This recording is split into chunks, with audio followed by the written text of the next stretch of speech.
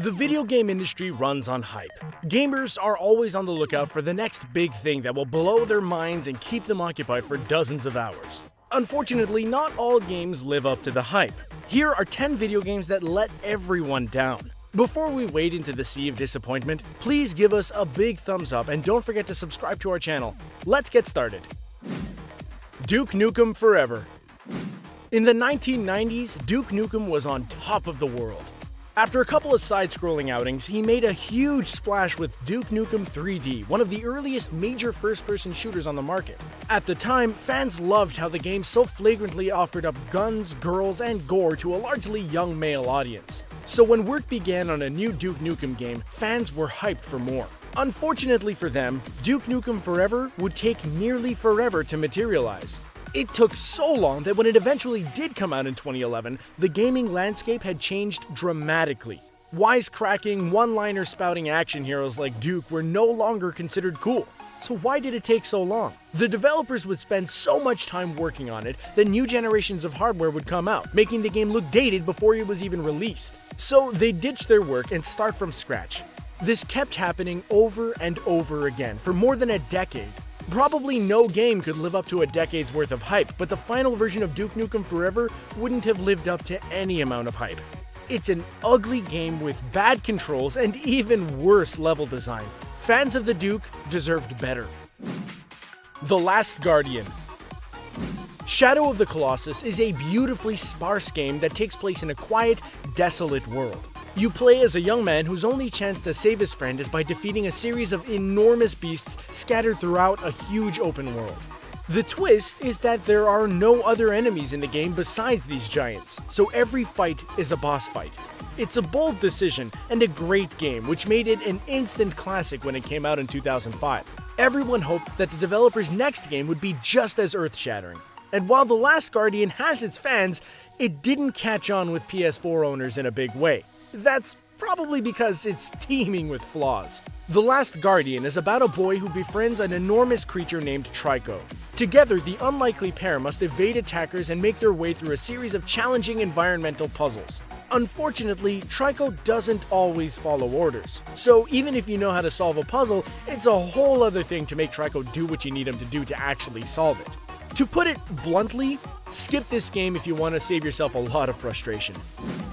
Resident Evil 6. The Resident Evil series has done some phenomenal things in its decades of existence. The first game popularized the survival horror genre and proved that video games could be every bit as scary as movies. Resident Evil 4 is widely regarded as one of the best video games ever made thanks to its tense atmosphere, incredible level design, and tons of memorable set pieces that have yet to be topped. Which is to say that it was totally reasonable for fans to get their hopes up about Resident Evil 6. Unfortunately for them, the game was a major clunker. It leaned into all of the worst aspects of previous games, to the point where it basically feels like less of a horror game and more like a Michael Bay action movie. The campaign is divided into 4 sections, each focusing on a different set of characters and using a different playstyle. One has lots of puzzles, while another plays more like a fast-paced shooter. Apparently, the idea was to offer something for everyone, but the idea backfired. No section was very good, and worst of all, the game wasn't even scary. If you want a good Resident Evil, skip 6 and go straight to 7. Destiny. Players were promised the stars with Destiny. This game was billed as an epic online experience that would play out over the course of a decade plus. And since it was from the makers of Halo, the series that paved the way for first-person shooters on consoles, people believed the hype. After all, no one made better shooters than Bungie. But when it first launched, Destiny sure seemed thin compared to what we were expecting. Sure, it had great shooting mechanics and plenty of bad guys to riddle with bullets, but the epic story we were promised was nowhere to be found, and far too many of the missions felt like fetch quests. Frankly, Destiny is a grind. After an expansion or two, it finally became the game fans were hoping for originally, a stellar online shooter with an epic intergalactic story. But it took about a year to get there, and by that point, some fans had abandoned ship in search of more meaty online games. At least Bungie got its act together eventually. That's more than we can say for most of the games on this list, which remain major letdowns to this day. But here's hoping that Destiny 2 is even better. Sonic the Hedgehog 4. The Sonic the Hedgehog series started off strong on the Sega Genesis in the early 90s, but after a few popular and acclaimed games, the series started to feel stale. It was like Sonic was just running in place, with very few fresh ideas added to the mix. This went on for a couple of decades, but in 2010, Sega declared it was bringing the Blue Speedster back to his roots. They promised Sonic the Hedgehog 4 would be a retro-style side-scrolling platformer every bit as good as the original games.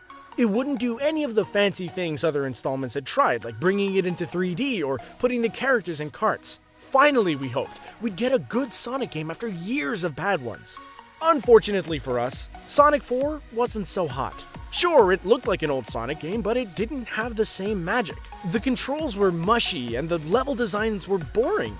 Making matters worse, Sega divided Sonic 4 into 2 episodes and released them separately, an idea that doesn't make a whole lot of sense for a platformer. For all Sega's talk about bringing Sonic back to its roots, Sonic 4 turned out to be just another bland Sonic game.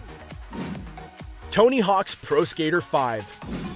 Tony Hawk's Pro Skater was an unlikely hit when it launched, because no one had made a great skateboarding game before it came out. But the developers at Neversoft cracked the code and created a magnificent series of games steeped in skater culture. You'd roll through open areas filled with all kinds of stuff to do tricks on, like halfpipes and railings that practically begged you to do a hand plant. The first 4 Tony Hawk's Pro Skater games were all fantastic. But after that, the series took a turn for the worse, with games like Tony Hawk's Underground and American Wasteland. Let's not even think about Ride. In 2015, Activision announced it was bringing back the Pro Skater franchise. The fact that it was called Tony Hawk's Pro Skater 5 signaled that it couldn't be just another phone-in. This would be the continuation of the 4 masterpieces that kicked the franchise off. Finally, we'd have another great skating game. Unfortunately, the finished product didn't live up to the hype. It was a buggy mess that required a massive day 1 patch to make the game playable. Even with the patch, the game wasn't fun, earning low review scores and a mountain of complaints online. Maybe one day we'll get a great new Tony Hawk game, but Pro Skater 5 definitely isn't it. Dragon Age 2.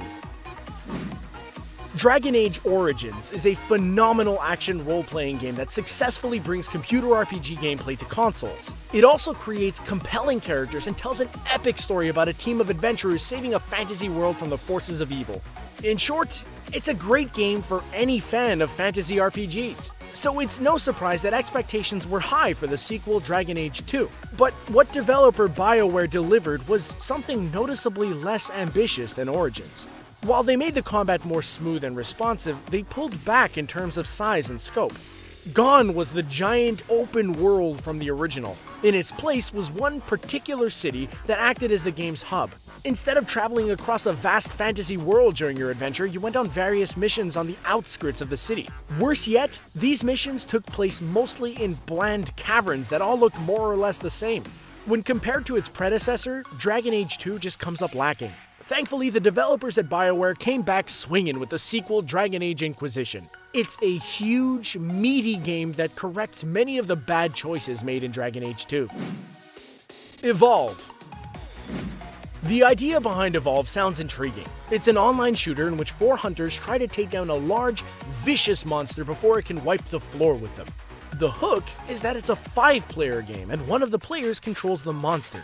It sounds great on paper, but in reality, Evolve demands a lot of players. It requires each person to learn how to succeed while playing as the various monsters and numerous classes of hunters. As if that isn't hard enough, it also asks each group of hunters to coordinate and formulate a plan of attack to take the monster down. That might work well if you have a dedicated group of friends who can meet up online regularly, but if you're playing with strangers, it's a much tougher sell. Despite mostly positive reviews, Evolve simply failed to take off, and any online game is only as strong as its player base. Evolve never reached a big enough audience to succeed. Eventually, the developer turned it into a free-to-play game for PC, but it was too late. If Evolve hadn't caught on during its initial release, then it wasn't going to catch on a year and a half later. Evolve put in a good effort, but it couldn't live up to its own hype. Watch Dogs. Ubisoft first showed off footage of Watch Dogs before the Xbox One and PS4 had launched, but it was obvious that this was a next-generation game. It looked fantastic. The demo showed the main character striding through a gorgeously rendered city, hacking into people's phones and manipulating the city's automated infrastructure. The promise was that this next generation of consoles would deliver an experience unlike anything else on the market. The depth and breadth of the game world looked astounding. When you set expectations that high, it's no surprise when reality doesn't live up to the hype. When Watch Dogs eventually came out, it looked good, but not as good as the first glimpse had suggested. And while the game world was large and open, it was also pretty bland. Making matters worse, the main character was about as interesting as a piece of bread. The whole thing felt overly serious and lacking in personality. They'd created an impressive world, but hadn't filled it with interesting characters, great gameplay, or fun things to do. If you were disappointed by the original Watch Dogs, try the sequel, which came out in 2016. It corrects much of what's lacking in the original. No Man's Sky. Prior to release, the hype for No Man's Sky was, well, sky high. For years, Sony had been showing off mind-blowing trailers that showed a player exploring an alien planet, boarding a spaceship, flying into outer space, and landing on another planet, all in a single shot. It looked like the ultimate space exploration game, and fans wanted in on it badly. The downside of hype is that not all games live up to it. That's exactly what players realized when they finally got their hands on No Man's Sky and found it to be a much more shallow, disappointing experience than the one they'd built up in their heads. Here's what No Man's Sky has you do. It has you collect resources as you seek out the center of the universe. And although no planet is exactly the same, there just isn't much to do on any given planet except wander around looking for junk to pick up. Players wanted to explore an infinite number of planets, but they expected to have fun as they did it. No Man's Sky turned out to be a much more limited game than they'd anticipated. It didn't help that the developers went radio silent after releasing it, ignoring the millions of questions gamers had. Well, we hope you enjoyed our list of games that didn't live up to their own hype. So which games let you down? Did we miss any? Make sure you let us know in the comments below. Also, be sure to subscribe to the channel and turn on notifications so you don't miss any of our great video content in our playlist. Thanks for watching.